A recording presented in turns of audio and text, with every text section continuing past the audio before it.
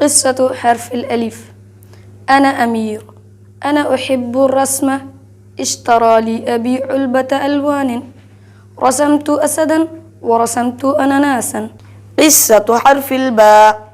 بسمة بنت صغيرة تعيش في بيت جميل، بجوار البيت توجد بحيرة ماء، تسبح فيها بطة وتشرب منها بقرة.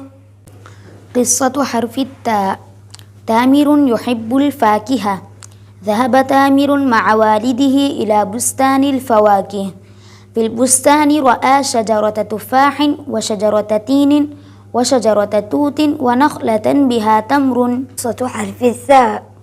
اليوم يوم ميلاد ثريا، أكملت ثريا 3 سنوات، اشترت لها أمها ثوبا جديدا واشترت لها أختها قصة ثعلب. قصة حرف الجيم.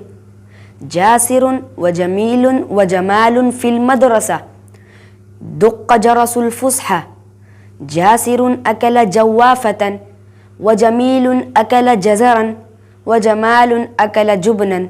قصة حرف الحاء. ذهب حامد إلى مكتبة المدرسة، طلب من المعلم كتابا عن الحيوانات، أعطاه المعلم كتابا فيه صور حيوانات وطيور، صورة حصان يجري ويلعب، صورة حوت يسبح في الماء. قصة حرف الخاء. ذهبت خلود مع والدتها إلى السوق، اشترت خسا وخيارا وخوخا،